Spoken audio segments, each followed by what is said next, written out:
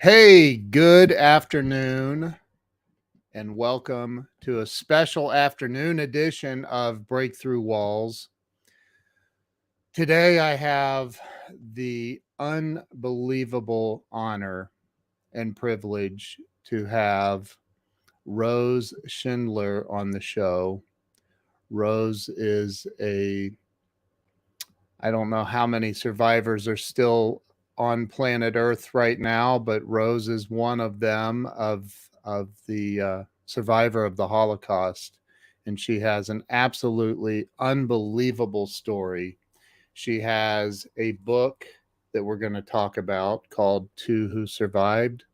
It's her and her late husband Max telling their story. So do me a favor and share this out with everybody that you know. And let's get a lot of people on here to listen to Rose Schindler and her story. We'll see you in just a second.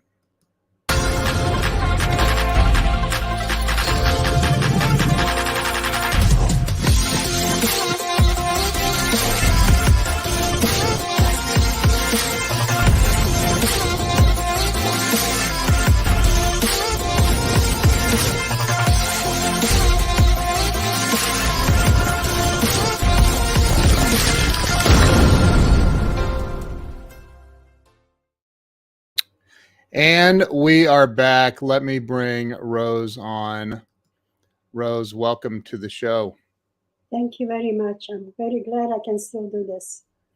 I'm very glad that you can It's not easy, but I'm still. You're an amazing woman. I'm so grateful to have you here. Thanks. I think we have an internet delay. What's that? I am not there. I am here. That's right. That's right. So, Rose, I started this show about 4.5. Can you hear me okay? Yes.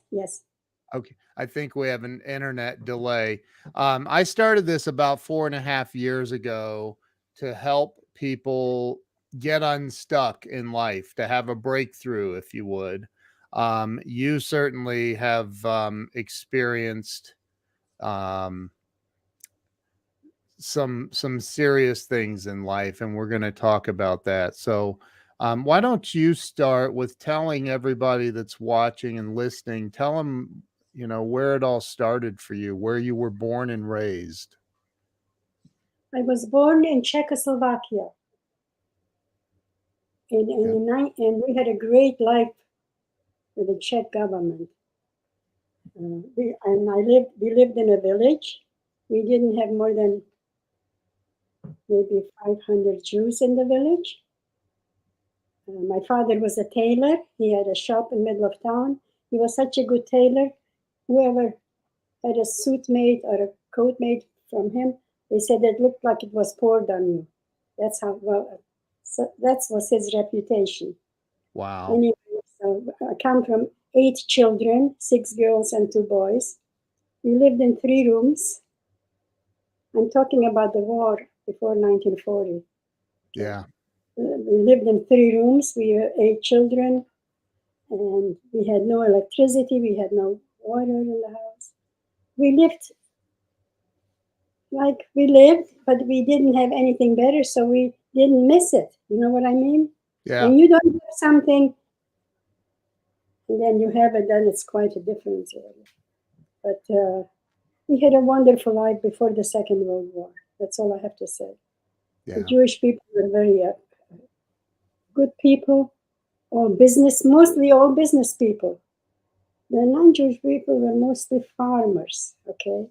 But the Jewish people were all in business, running the towns. And we had a great life, let's put it that way, before the Second World War. But when the war started, everything went to hell.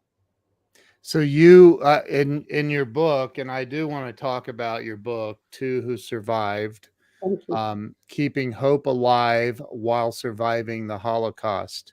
You talk about in the very beginning, you talk about, and I have not, I just got back in town. I got here, and your son Ben had sent me a book. Plus, I bought one that you signed for me. So thank you for that. But I started reading it, and I'm about a third of the way through.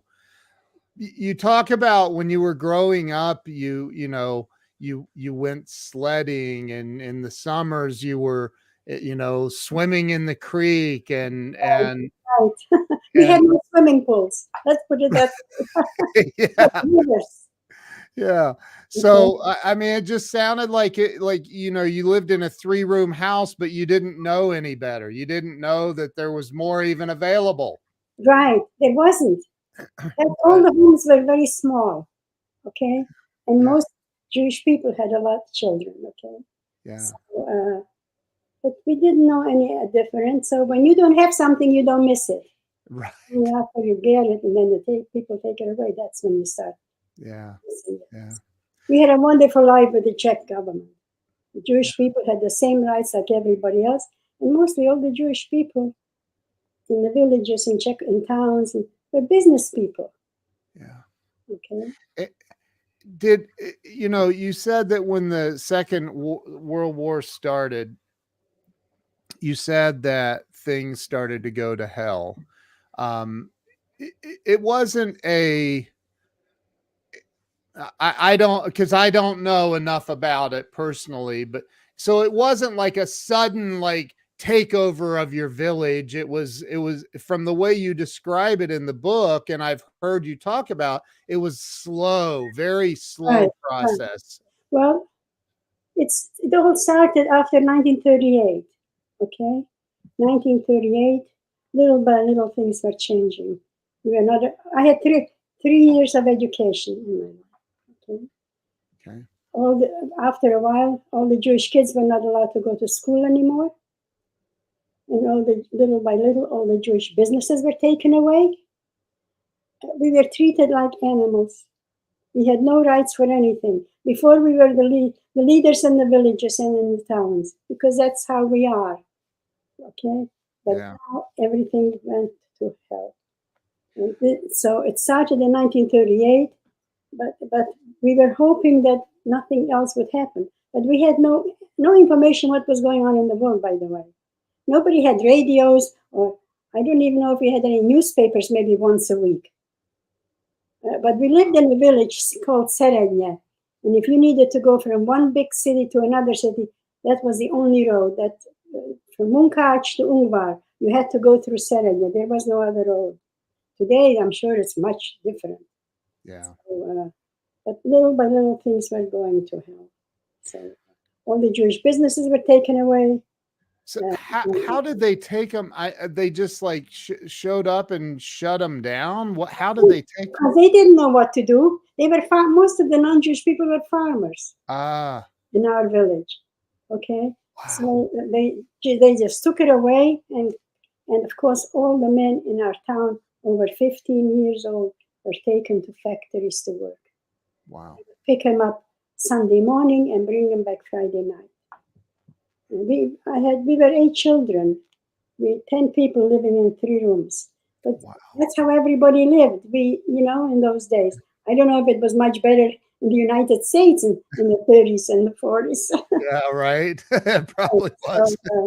But we had no problem living the way we were. Okay. Yeah. We lived on a farm, cows, chickens, geese, ducks. Whatever we raised, we ate it. If we didn't raise it, we didn't eat it because we didn't have it. Wow. In your book, you talk about how your mother shoved corn down the geese's throat Right, to right, fatten them up. right. Especially before Passover. Yeah. Because we want to have fat geese. Yeah. To have a lot of fat. And yeah, I remember Wow. like it was today. Yeah. Feeding the geese with the corn. Those geese can be really mean sometimes too. They bite. Yeah, but then after they got good and fat, they used the geese. It was very good meat. Yeah. I don't know if you ever had meat from a goose. I've not had goose meat. I've never had it. We had quite a lot of geese in our. We lived on a farm, okay, chickens and geese and cows and Yeah. whatever. Wow. Never went shopping for food. Everything we raised, that's what we ate. So you didn't have a local supermarket? No, the supermarket. Did you have supermarkets in the 30s? Or maybe you did. No, I don't know. Yeah. I wasn't there. No, we may have had one store that was selling stuff that we couldn't make or that we couldn't grow or that we couldn't Yeah. get. I mean, it was like metal stuff and stuff like that. You know what I mean? Yeah. All the food that we needed was raised in our village. And everybody had a good sized plot, and everybody was raising a lot of chickens, geese, ducks, Yeah. cows, okay, Yeah. all that stuff. So you were about the age of 14 We were taken away. when you were taken away. How did that, I mean, were you just at home one day and the Germans show, I mean, how did that happen? They took us to we lived in a village. I'm not sure I don't know if we had 1,500 or 2,000 people in our whole village, okay? Because a lot of the people lived in the mountains and stuff like that. But we were taken away. They gave us, we had Passover 1944, one day after Passover, or Easter, okay? Yeah. And they let us have our holiday. And then they told us we're all going to be shipped away. Everybody's entitled to bring a bag or a suitcase. Or we had no suitcases in those days either. Okay, so we had to buy some burlap and make some bags. We were eight children, 6 girls and 2 boys. And so they gave us a day and a half or so to get to the center of town because we're going to be sent away. If we don't come, they're going to come roughly and take us. So we had about 500 or 600 Jews in my village, but I'm not really sure. Okay, so and they took us to the next city, which was 20 kilometers, to go to Ungvar, Ushhorod in Czech, and they had a big train station where we didn't. We may have had a small train station, but during the war it was closed altogether. Okay. Nobody had cars. Nobody had this or that. I mean, you can't even explain how we lived, considering how we live today. Okay. Yeah. So we were in this next city where they may have had 50,000 people, but in my village, I don't know if they had 15,000. I don't really know. No thousands of people, just hundreds of people. Wow. I'm not sure about it. And because we knew everybody in town, right? Right, right. We knew everybody in town. And so we went to the next, they put us in oxen-driven wagons and took us to the next town because we were all entitled to take a bag with us. Okay. So we had no luggage either. So we had to buy some burlap and make some bags. Wow. Everything was so ridiculous. And the whole world was quiet while this was going. Nobody tried to help us. No, did anybody, I know you were young and you explain it. I've heard you talk about it on video, and I listened to the entire 3-hour podcast you did with Jocko, which was just amazing. Nobody knew where you were going. Like they did no suspicions. We had no radios. We had no nothing. Oh my goodness. We had no radios. Wow. I mean, we had no newspapers. We had nothing. We lived. You can't even explain how we lived. But we didn't know anything else. We don't, okay? Of course, next, we had 2 big cities on either side of our village. There was one road that would take us either way. Where they had maybe 50,000 or 20, I don't know how many people they had there. And they had a lot more than what we did. But we were happy the way we were. The Czech government was very good to the Jewish people. Wow. There were no restrictions at all. And life was good under the Czech government, but then it all went to hell. This all, I mean, I sit and I think, you know, as I read your book, as I've listened to interviews, I watched your movie, 33-minute movie on your YouTube channel, and where you were sitting and talking to the audience. I think, why in the world, what in the world drives something like that it doesn't make sense to me. In any way.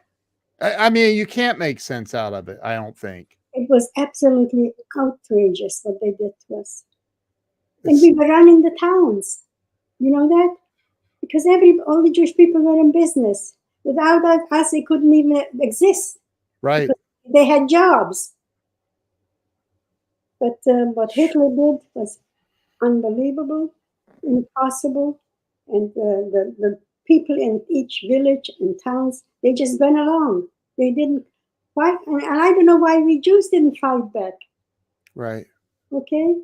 Yeah. Said, hey, we're not going. You want to do something else, do it. But we don't want to go. But nobody objected because we were so religious. We belonged to Jewish, and we believed in God that nothing bad could happen to us. Unfortunately, right. God must have taken a vacation while this is going on. So you said you were loaded into these train cars, and I've heard you talk about that there was no room to even nobody could sit down, really. It was everybody was you couldn't even move around.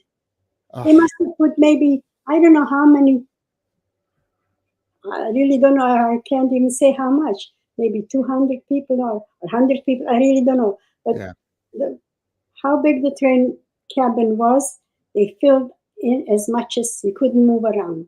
You had a place and that's it. Wow. And you were in that car for how long?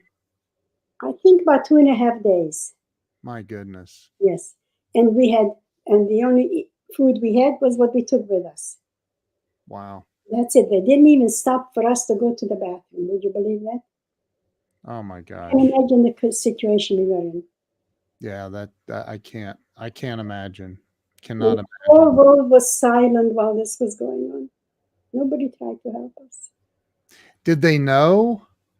I'm sure they knew. We had the German soldiers there, and I'm sure they knew. Wow. But we lived in a village where we never had no radios, no newspapers, no, you know, it's so different. I can't even explain it. Yeah. So the train ended up taking you to where? Where did you end up? Auschwitz. Poland. Auschwitz, Poland. Wow. Auschwitz, Poland, they had a concentration camp. So many people in the camps. You cannot imagine. Okay. I can't. 30,000. They had 30 barracks. The barracks that they put us in. Okay. We had 10 or 12 foot electric fences. If you touched the electric fence, you would die within 20 seconds. And some people didn't know it was electric. We were in a camp, Auschwitz-Birkenau, Camp C, because maybe somebody is still alive that was in Camp C, in Auschwitz. 30 barracks. Each barrack had 1,000 women. One barrack was a kitchen, one barrack was a bathroom. Okay? 3 rows of bunks. And it was impossible. And they were bringing people in all the time. And of course, and then they're taking other people to factories to work. They only saved the people that could go to factories to work. I came from a family of 8 children. My mother and 4 sisters and brothers, when they got there, they went straight in a different line. Never saw them again. They went straight into the gas chambers again. Oh my God. 2 other sisters and a brother with me. When the train arrived, the gate opened and all the work was done by our own people. They had no choice. Everything was done. They could kill their own families, and they had no choice. That was their work. If they wouldn't do it, they would shoot them on the spot. So the train stops, and I don't know how many people were in the train. Anyway, so they asked everybody their age. So our own people, they came to help us with luggage, because we all came with a lot of luggage. Yeah. I mean, we didn't have much luggage, but whatever, bags or whatever. And the man that came on the train to help us, he said to me, "How old are you?" I said, "I'm 14 and a half. He says, "Tell him you're 18. If he wouldn't have said that to me, I would have gone with my mother and 4 sisters and brothers straight into the gas chamber." Wow. So when we came when we're in front of SS, 3 SS, separating the people, the men in one line, women with children in another line, and the women to go to factories to work in another line. And he says to me, "How old are you?" I said, "I am 18. The SS asked me, "I'm 18. And my sister didn't know that I was told to lie about my age. And I didn't tell him. I didn't think it was important to tell him. Right. She says, "Oh, no, she's only 14. I said, "No, I'm 18. He let me go with my 2 older sisters. Otherwise, I would have gone into the gas chamber that day with my mother and father. So we separated the men. We were all working in factories, okay? Separated the men, my father and my brother, to one line. My brother was 16 years old or 17, and my 2 sisters and me. So there were 3 different groups: mothers with children and old people, men who are going to factories to work, and women who go to factories to work. So they marched us into a big building, and the first thing they did was shaved all our hair, not only the head, everywhere. Wow. Then they took all our clothes. When you travel, you always travel in good clothes, right? Yeah. Yeah. We kept all our clothes, Germany.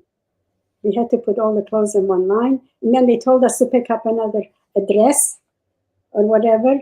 A rag was not even a dress. No underwear, no shoes, clogs, and a lousy dress. Wow. That's what we had a choice to pick up. You talk about in the book, and I've heard you on video talk about before you left your village, you had a thought to hide some things. It was my father's idea. Oh, it was your father's idea. Right. Before we left the house, my father, we didn't have much jewelry in those days. I Right. didn't have anything. Not even, but my mother had earrings. She had a wedding band. She did not have a watch. And my father had a watch and a wedding band. And I had 2 older sisters. My older sister was 20, and she had a couple of pieces of jewelry, and so did my next sister also. Mhm. So my father said to us girls, I didn't have anything, but my 2 older sisters did.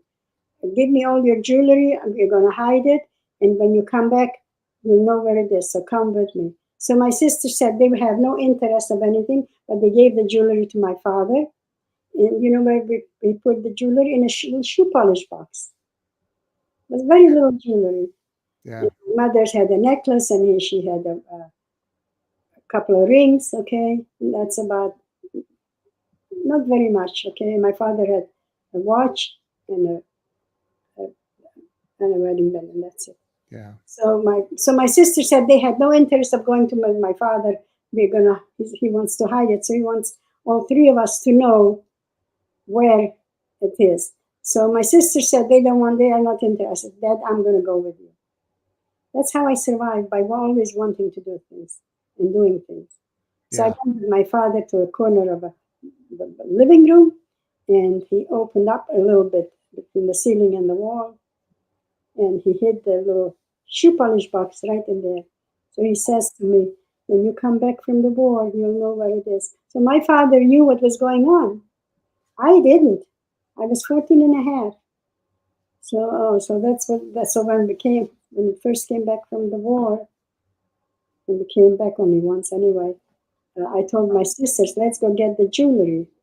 So we divided between us, the jewelry between the three of us. And there's something special that you wear every day of your life. This chain, Yeah. Let me give you full screen so people can see that. see this Yep. is my father's pocket watch chain. Wow. Okay. And I also we also after the liberation, we also got the jewelry from my husband's family too, same way. My husband, he used to hide the jewelry in his hand like this during for 3 years, 2.5 Wow. years. That's what. But anyway, so Wow. that was a necklace from my father's pocket watch, and I never take it off. Very rarely do I take it off. So you were in Auschwitz. I don't even know if I'm saying it right. Auschwitz. Yes. Mm-hmm. Okay. And that you get off the train and they divide. You said they divided you into two different. The men, the women, the children with the women, parents with children. Three or four different lines. Okay. And my mother with the four sisters and brothers went one line, and also I had an aunt and she went with them too. My father and my brother went to another line. So there were 3 lines. Okay. Wow. And you only said people that could go to work. Let's put right. it And you had younger siblings as well? that. 4 younger sisters and brothers. 1 brother and 3 girls. They were under 12 years old. Oh my God. Yes. Never they left. Never saw them again. They went straight into the gas chamber the day we came in. Oh my God. I didn't realize how this happened and nobody bothered to help us. The whole world was silent while this was going on.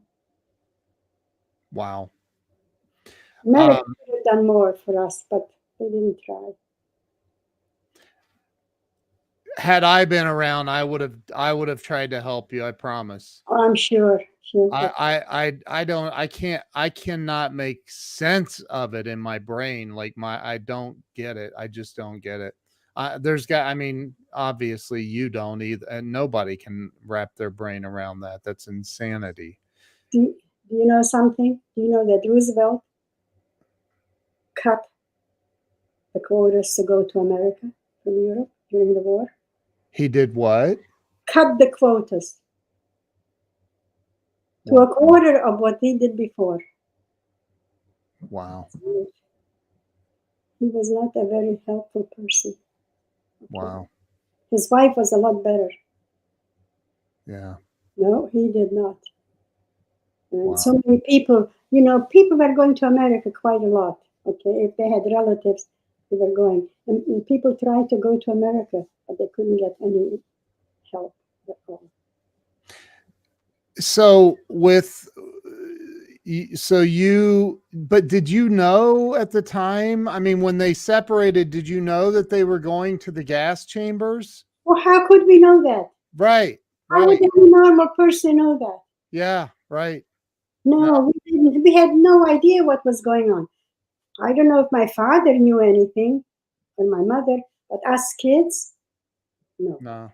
Because we never had any radios in the town, in the village. We had no newspapers. We had no information what was going on in the world. Wow. And I think the world knew what was going on. The gas chambers were burning 24 hours a day. Oh my God. Can't imagine how many people were killed over there. From our village, I don't think 50 people survived totally, because some came back and some never went back to our village. Okay, and we were 600 or more people. Wow. Yeah. So when you were separated and you lied and said you were 18, so glad you did that. By the way, I was only 14. I said, "Oh no, I'm 18." Yeah. What made me that, you know, I guess maybe the gentleman who came on the train to help us with luggage told me, but I don't remember that. Yeah. And to make sure to tell him you're 18. Otherwise, I would have gone with my mother and 4 other sisters and brothers straight into the gas chamber. Wow. Never saw them again. So where did you go then? You were in another line. Where did you end up? Line with all women, all women. men separate, all women, and all mothers and children, all 3 different lines. Okay. So they put us in. Took us into a building, and took our clothes off, and then they gave us shaved all our hair everywhere, not only the head, and gave us one dress, a lousy piece of rag, and no shoes, just clogs. Wow. That was our clothes. And then after a while, they sent us to Auschwitz. I mean, they sent us to the Camp C. Okay. Wow. And every other day or so, maybe every 2-3 days, they would come to different. Trying to think of the word. The barracks. Every barrack held thousands of people. Okay. Wow. There 3 rows of bunks. No blankets, no nothing, just wood. Wow. And when we got in there, we got into barrack 26. That's where they told us to go. And we went. That was at night. We went into bed, got up in the morning, and they were giving us coffee for breakfast. A pot of coffee for 10, 15 people. No cups, no nothing. Always from a pot. Even dinner time, we would get some food in a pot, some stew or whatever it was, a pot for 15 people. Wow. No cutlery, we had nothing, just a sip. Wow. It's amazing how we survived. Okay. I can't believe that you did, quite honestly. I hearing the stories, you said that that people would walk outside of the barracks and intentionally grab the electric fence. Yes, because they couldn't take it anymore. Yeah. Touch the electric. A lot of people didn't know it was electric, okay? So, but of course, I didn't know in the beginning either, but then we were told. You touch the electric fence, 20 seconds later you're dead. You see blood coming out of the nose, and you're gone. And so many people did that because they couldn't handle it anymore. And some people didn't know it was electric and they touched it. Yeah. You saw people that I would imagine you did. I'm imagining, like, were there people that fought back? There was no one to fight back. We had nothing to fight back with. But nobody tried. Nobody did it. I was a young kid, 4.5. I was 14 and a half. Yeah. Nobody tried to do it. We believed in God so much, you know. We never could imagine why God allowed this to happen to us. You said that they would shoot people on the spot for not listening or not. If they would not listen right, they would. Wow. That's just unreal. They would come, the SS would come and select people to go to factories to work every day, every other day. The only reason they saved us because they needed our slave labor. Okay. And so when we got there to Auschwitz in 1944, it must have been May or June. Okay. Probably June because we were being held in Czechoslovakia in one of the concentration camps for a few maybe a week or two. Because they brought from all the villages, they brought it to the big city where they had the transportation. The villages had no transportation. So, wow. Anyway, unbelievable how things happened, and the whole world was silent. Nobody tried to help us. So you talk about in the book, you talk about there was a point where you heard that some cousins were running another barrack or something. Right. We were in Auschwitz for about maybe a couple of weeks. Okay. Okay. The first week we did not go to get, because you're in every barrack had 1,000 women. So when they come, they need 300 people. You're not forced to go. You go and get selected to go to factories. But after a couple of times where they put me out of the line, they wouldn't take me to any factories to work. We decided we were going to hope that the war would end. Because if you didn't have hope, you didn't have anything.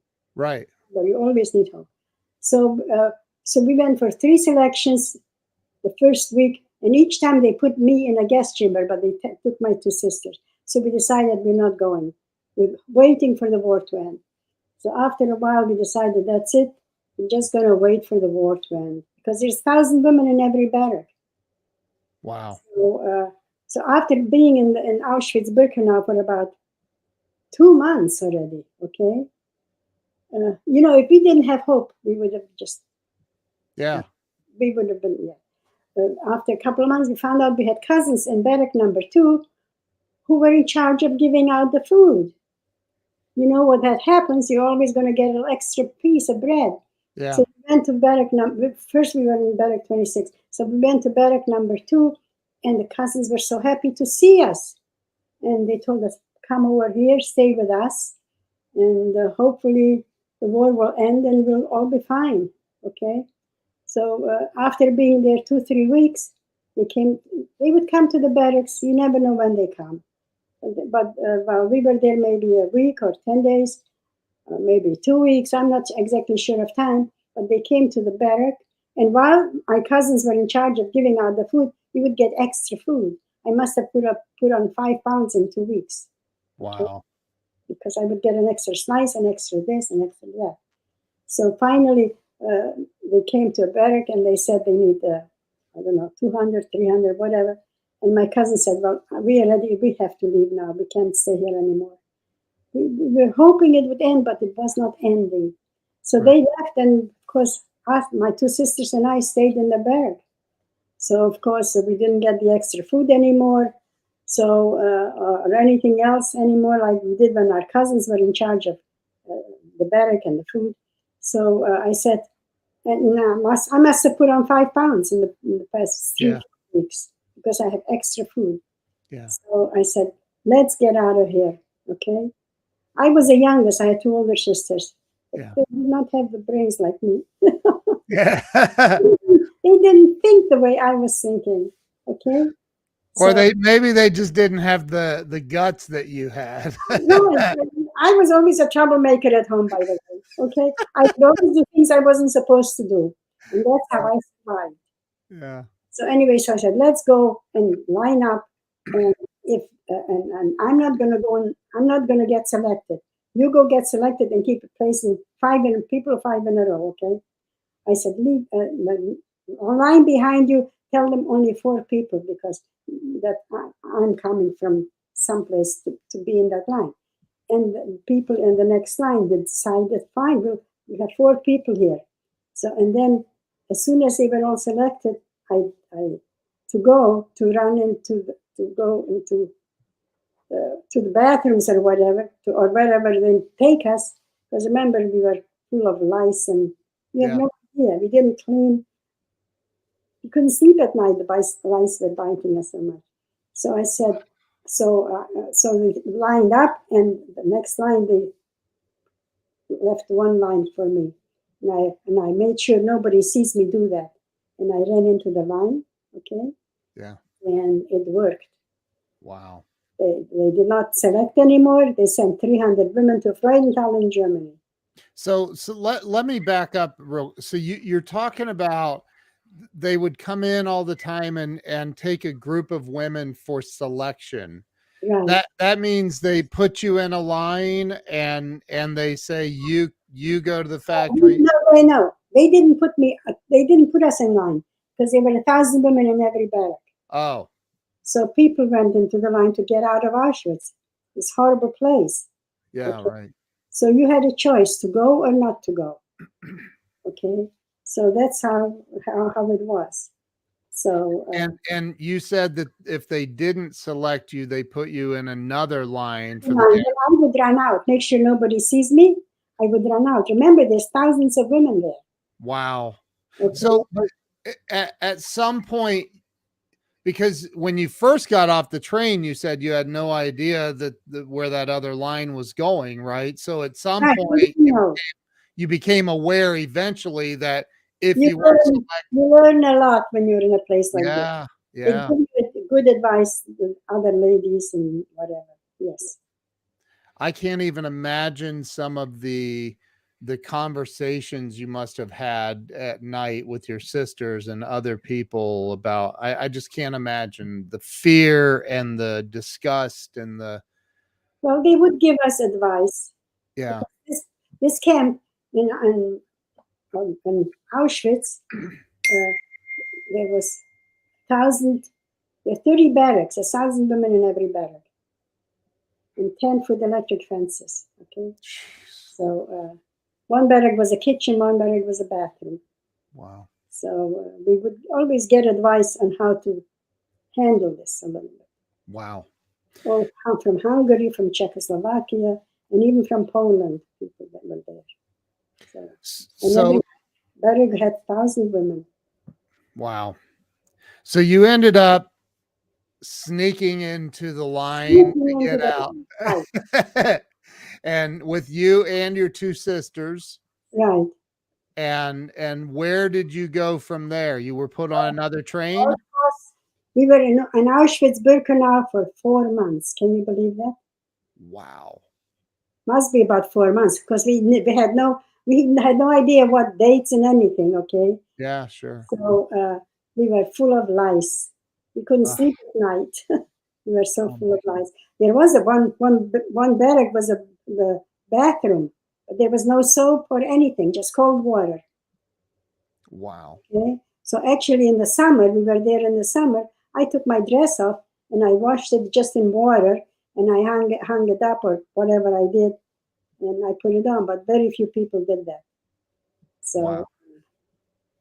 But anyway, finally, we were taken away. So where did they put you on another train? So they came to our barrack and they needed 200 or 300 women to go to Freudenthal in Germany. Okay. So I said to my sisters, let's go. We've been there already 4 months in this barrack. It's time to do it.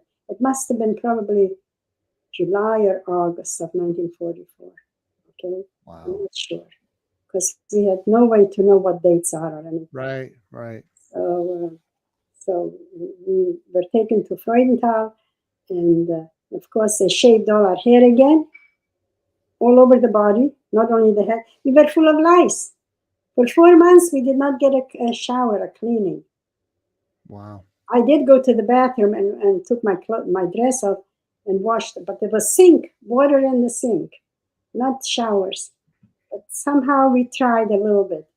Wow. So when they just picked us to go to the factory, they shaved our hair again, and they sprayed us with certain things to kill the lice, because we were full of lice. We couldn't sleep at night. The bodies were eating our bodies. So they shaved our hair again and sprayed us and gave us underwear and shoes and socks. Amazing. Wow. You must have felt like you were in heaven all of a sudden. Right, absolutely. There were 200 women. And they sent us to Freudenthal, not in Germany. And I must have been the youngest in that place, because not too many people lied about their age. But sometimes you had to do that. What did you so what was your job at this factory that you went to? Gas masks. Would you believe that? What? I had to try on the gas mask for 10, 12 hours every day. What were the gas masks for? Well, maybe there some people that had gas. They sent the gas to the camps to kill the people. Oh my God. Okay.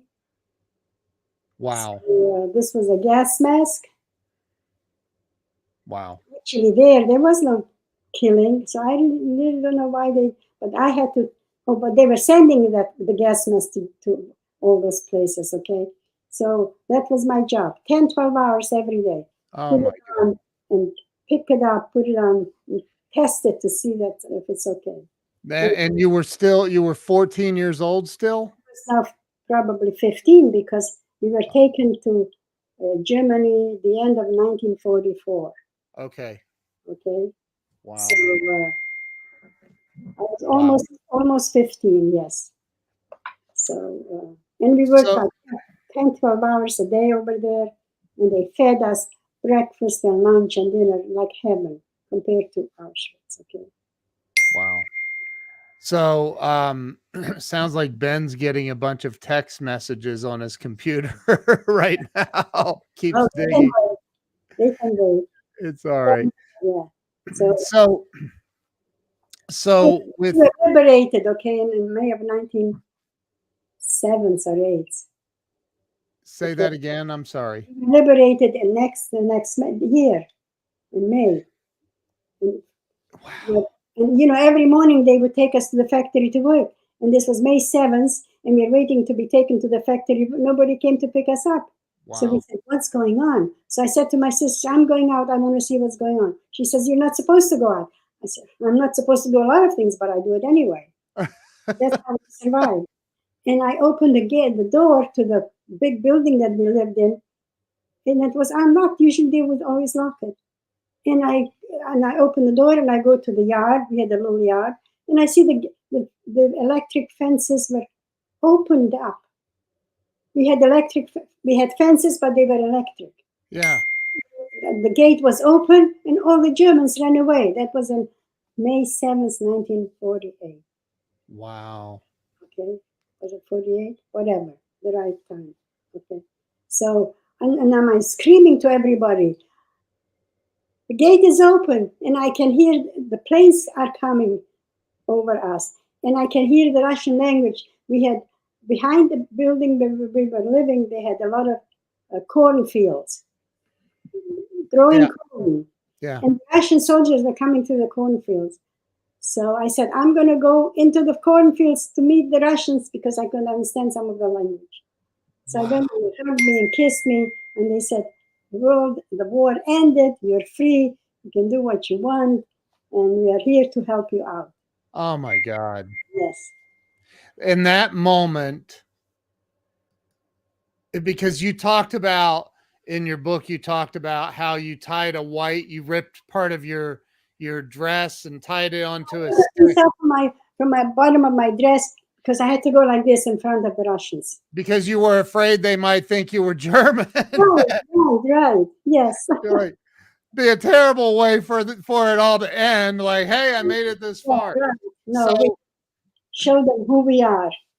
Okay. So the Russian soldiers liberated you. Yeah. Wow. And talk about the next, I don't know, 2 days. Like, did you get we had a ball. Did you? The Russians were taking us to town. Oh. Because before they used to feed us. Yeah. Now we have no food. So we have to take care of ourselves. So the Russians told us, who wants to go to town to pick up some food? I was always the first one to. You're like, me. That's how I survived the war. Yeah. Okay. You should never give up. Remember, you should never give up hope. Never give up hope. Never give up hope. Okay. What do you think, Rose? What do you think that is? I've read part of your book. I've listened to your whole story. I'm going to finish your book. I also bought the audio version of your book. I'm obsessed with you and your story, just so you know. But I've read Viktor Frankl's book multiple times. I've recommended it to a lot. And, the stories he tells about Auschwitz and it is unbelievable. What was it inside of you, do you think, that was different from people who gave up? Because there were people who gave up and grabbed the electric fence couldn't handle it. So many people couldn't handle it. They just committed suicide. You know, you have to have a lot of guts when you're in a condition and situation like that. Yeah. You have to make sure you know tomorrow is going to be better. Because if you don't have that, no good. I think I must have saved some people because I kept telling them, don't give up hope. We're going to get liberated someday. While we were in Auschwitz, I used to tell some of the people over there. With Wow. thousands of people in the camp where I was, okay? And we would socialize. We would go to the bathroom. That's where we would socialize, in the bathroom. Would you believe it? One of the barracks was a bathroom. Wow. And said, never give up hope, because if you give up, because some people didn't believe a lot of that stuff. Yeah. So you you ended up, and you tell the story again. You tell the story in your book, and everybody watching, by the way, go right now. I'm going to pop this. Rose has a website. Rose has a YouTube channel. Rose has Facebook. She's everywhere. And so there's her website, towhosurvived.com. I strongly recommend that you get this book, and Rose, you can actually order a signed copy from Rose directly from the website. I will cherish this for the rest of my life, Rose. It has your handwriting, your signature, and I feel so blessed and honored to know you. Well, So if you come to San Diego, remember to call me. I will definitely come and see you in San Diego. So you get liberated, and you go to town, you get food. I'm sure you got some clothes, you got and the whole world was very kind to us. They would give us stuff because we had no money. And when we came to my village, it took us about 2-3 weeks to get home. We had to change trains all the time. Some of the neighbors kept our houses in good condition, which was nice. My house was gone, but one other family got their house back, and they asked us if we could stay with us. So we stayed there a few days, maybe a couple of weeks, and then we left for Czechoslovakia. We went to Prague, to the capital, because there was nothing there for us to stay. We didn't have our own homes. We didn't have this. We had nothing.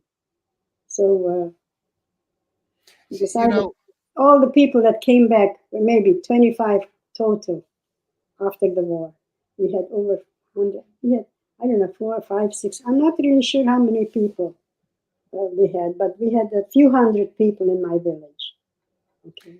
And you talk about in the book, and I heard Jocko ask you when you were on his podcast. He asked you, they shaved your head, they shaved all of the hair off of your entire body. Right. They literally were removing any identity that you thought you had. They were trying to remove that, and they literally gave you a number. They gave you weren't a name, you were a number. You still have that. Let me put this full screen so people can see. Wow. Okay, it's A25893. And you could never forget that. How can you, whether I have it or not, you cannot forget anything like that. But a lot of survivors never wanted to talk about this anymore. Well, you said, I heard you say in one of your interviews that a lot of survivors that had that tattooed on their arm removed. Mm-hmm. Why didn't you have it removed? I don't know. I never thought of removing it. My 2 sisters and I had these numbers, but the thing is, in those days, if they did remove it, there was always a big line. You can see it all. Today, probably it wouldn't happen, but we did not. Some people had it removed. Most people didn't. So wow. So you ended up back in your village. you found the box, Right. Shoe polish box. shoe Shoe polish box. with the jewelry and Wow. chain, Show the chain again. pocket watch chain. And that I heard you say that that's the very first thing you put on your body when you get out of bed. Right. Yes, we did. Yeah. Wow. Yeah. I sleep So 24 hours a day. so you ended up back in your village. You did you stay there long? No. While we were, trying to come home, we had to change a lot of different trains. Yeah. Direct trains. So sometimes we had to stay 2 or 3 days at the train station to get another train. Wow. And my sister, one of my sisters, we were three of us, met a Jewish soldier on the train station, and they fell in love. Czech Jewish soldier, Wow. okay, and they fell in love. And sometimes we had to stay at the train station 3 days to get a train. So before he was taken away, because his train came, he gave my sister the key to his house in Prague. He says, "Go home, see who survived the war, and then you come to Prague, and you're going to live with me." Beautiful Czech Jewish soldier. Okay. Yeah. Tibor. His name was Tibor. I don't think he's alive. I'm sure he's not alive anymore.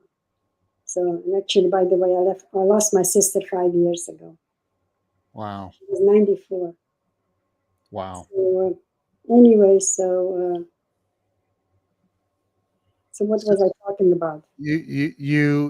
I asked you how long you stayed in the village. You said not very long. Where did you go from there? My sister was the first one to leave because she already had the key to the house in Prague. And somebody came back from the war. We were waiting to see if my father and my brother survived the war. So little by little, somebody came back, and they were together with my brother in a camp, and they told us what happened to my brother. He was working in a factory there, and he was doing very well, working on SS uniforms. My father was a tailor, even though he never wanted to be a tailor, my brother. But he somehow had the knowledge about it. Yeah. So anyway, so he did that, okay, in Germany for the SS soldiers. And he had it very good. He was in a good factory. And then, of course, 10 days before the war ended, they took 300 men who lived in that area, in that concentration camp. They took him to the forest, made him dig a big hole, and killed everybody. So one guy that came back from the war, so I said, "How did you survive?" He says, "I was too sick to leave the bunk bed." So they left him in the bunk bed. He survived and he came home. My brother was killed. So we knew what happened to my brother. And then somebody came back that was with my father in a camp in Poland. And he told me that my father got sick, and then they took him away, and that was the end. They never tried to help anybody. They just killed him after they get sick. So we knew my father is gone and my brother is gone. So Helen, my sister, she said, "This is the time for me to leave. I'm not staying here another day." Because she had the key to the house in Prague. Yeah. So she left, and then 2 weeks later or so, I said, "Well, it's time to leave." Because we were hoping some friends would come home, see what we can do. So some of the friends got their houses back. My house was ruined completely. Okay, when we came back there, they had horses in my house. But other people got their houses back, so we had no problem finding a place to live. So anyway, so finally we decided we're going to go to Prague. So my sister Judy and I go to Prague, but we're at the train station for 3 days waiting to get on a train. In those days, trains didn't run. So Judy says, "I'm going back to my hometown. There's a young man who got his house back, and he wants me to marry me." A young man, they went to, we knew from home, okay? Yeah, yeah. And I stayed another day at the train station, and I said, "Well, you can go home. I'm not going home. I'm going to Prague." Okay. So you went to Prague. Yeah, I waited another day. Judy left, Never saw my sister Judy again. She went back to my hometown. Wow. And then I got that on the train and I came to Prague. And after being in Prague for a week, my sister Helen says, they are looking for 1,000 Holocaust survivor children under age 16 to take to Scotland into a hostel in Scotland. Wow. They want to save the kids. So my Yeah. sister said it would be a good idea for you to go. Because Helen was 21 years old now and I was 16 or whatever. So I was taken to Scotland. We had 35 kids over there, boys and girls.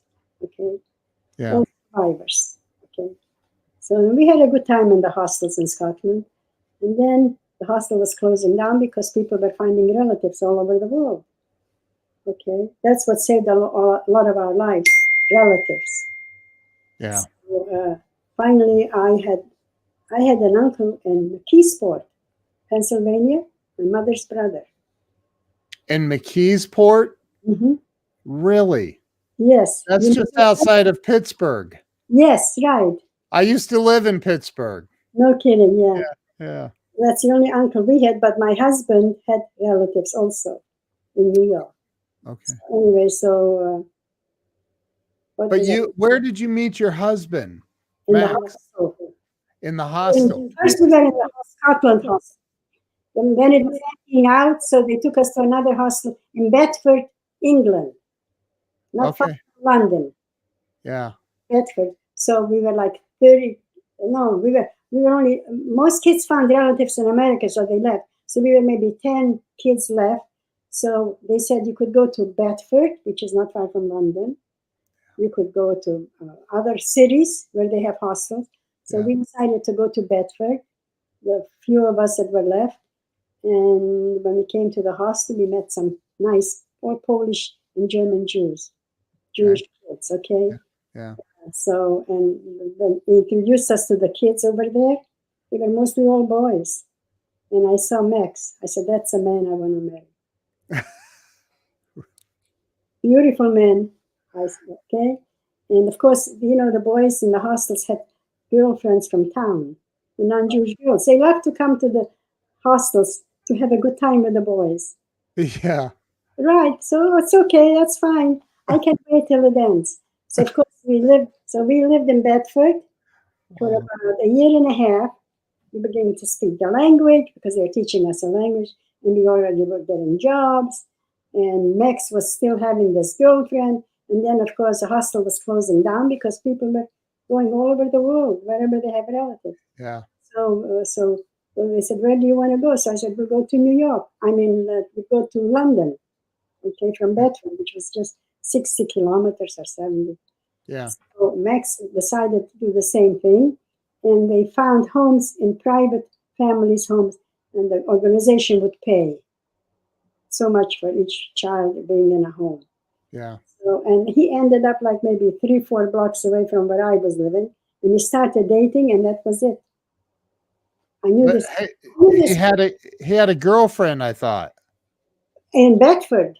Oh, okay. And she was a girlfriend because they like the boys. They know what's good. Yeah. But you won. Oh, but anyway, yes, we started dating, and that was it. And within a year and a half or so, 2 years, we got married. First couple got married in London. And then Max's family offered us papers to come to the United States. Wow. So I said, that's where we want to go. And my uncle didn't want me. My uncle lived in McKeesport. He says, I can't help you. Not that I needed help. We're speaking perfect English already. We're working. Maybe I could have helped him. You know what I mean? But he never wanted to meet us. Can you believe it? No, I can't believe it. Yeah. So my husband said, and I said to Max, I'm going to go take the train and go to McKeesport. McKeesport, yes. It's not far from Pittsburgh, maybe 20-minute drive. Yeah. He says, you can't do that. They don't want to meet you. So I said, okay, I'm not going to go. They're going to miss it because I could have maybe helped them. Yeah. We came to England. I mean, when we were there, we were working, and we did it pretty well.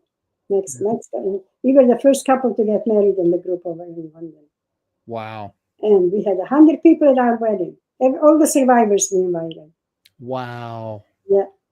That's so And awesome. then we got papers to go to America. Max's family sent us papers to come to the United States. And we ended up in Brooklyn Okay. For 5 years in Brooklyn. And what year did you get to Brooklyn? 1940, Brooklyn, 51.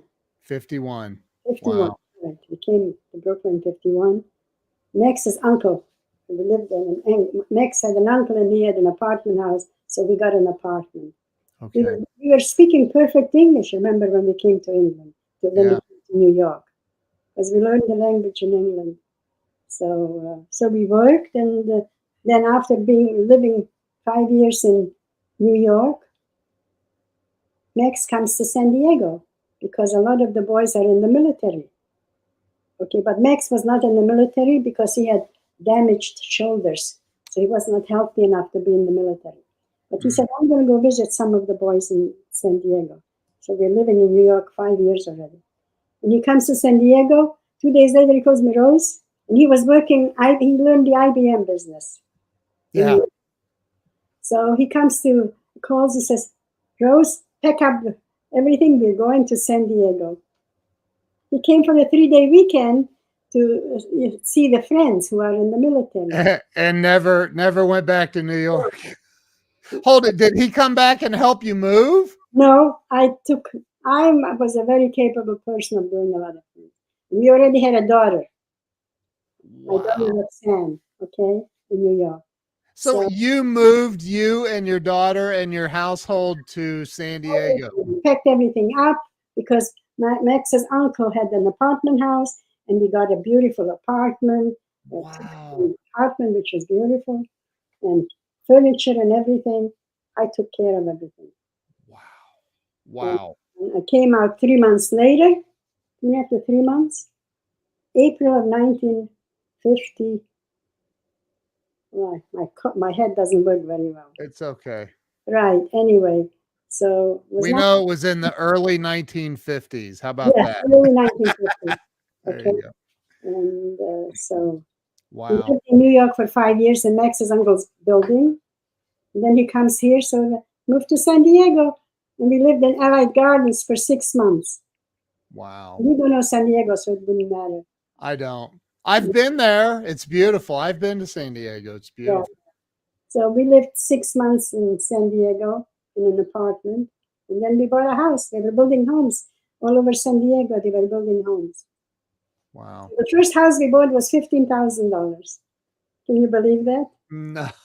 It's worth $7 million today, probably. No, today it's probably $1 million.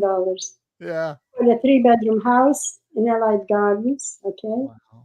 And then 10 years later, I had 4 kids. 3 more. I had 1 daughter in New York and then 3 in San Diego. We had to have a bigger house. So we moved to Del Cerro. We got a bigger house. Wow. So now I live all alone in my 4-bedroom house. And you know, I've had the honor and privilege of talking with Ben, your son Ben, multiple times. And you have raised one incredible. I know I don't know your other kids, but I know Ben, and he's amazing. Yeah, you've done 2 sons and 1 daughter. My daughter is going to be 67 this year. Wow. Wow. Rose, you are. You know, my wife is a very, very strong woman, Hungarian.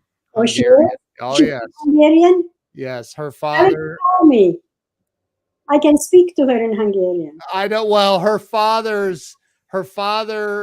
his family was from Hungary. Okay. So, she's 2nd generation in America, I think. So she speaks French. Yeah. A lot of kids ended up in France after the war.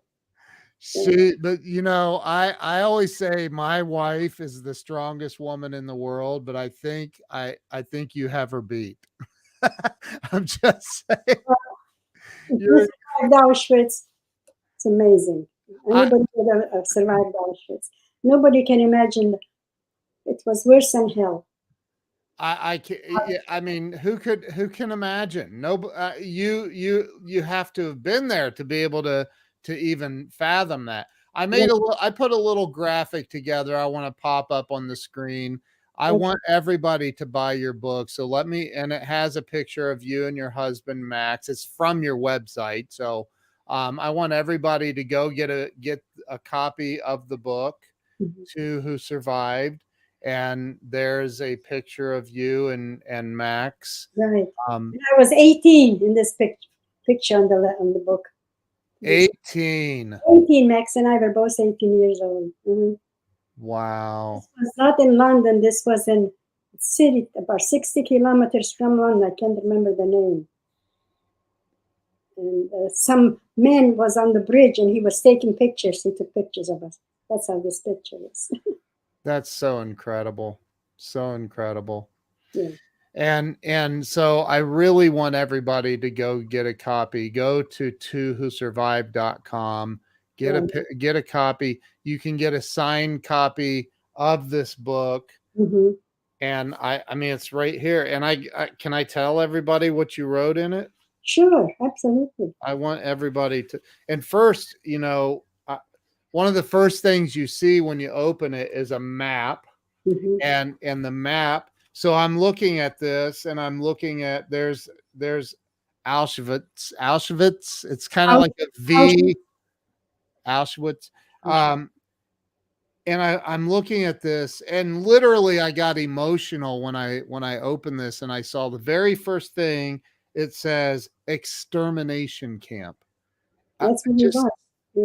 Does it like that just doesn't make sense.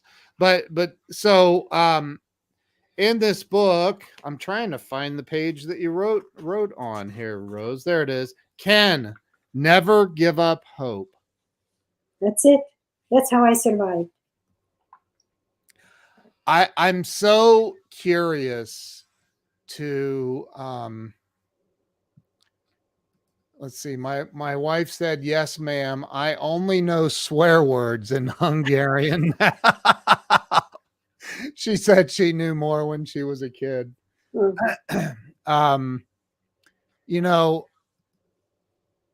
I find it so intriguing that you had that never give up hope mentality when so many other millions didn't. Right. That's true. Yeah. What have you ever thought, what was it about me that gave me that ability? Who remembers that? Let me tell you, if I wouldn't have survived, my sisters wouldn't have survived either. They would have given up. Some people just couldn't do anything. They said, we have to do what they have to do. But me, I always used to do things I wasn't supposed to do in the camp, okay? I was a troublemaker, a youngster. Are you still? When I was a young kid at home, my mother used to spank me a lot because I did things I wasn't supposed to do. I just love you. Listen, one time I left with a friend to next village from my village, and we did not get back till about, 4 a.m. And my mother was so mad that I wasn't back. But when I came back, I slided in through one of the windows and put my body under one of the beds and fell asleep in there. And I told my mother when I got up that I fell asleep on the floor and I pushed myself under the bed so I shouldn't be in the way for anybody. But that was a big lie because I was in the village, in the other village. You didn't get caught? She didn't catch you in your lie? She used to put me on her legs and spank me. Yeah. Oh my goodness. Well, anyway. Well, so, if I wasn't the way I was, I would have never survived. Right. Neither would have my sisters survived. Yeah. Wow.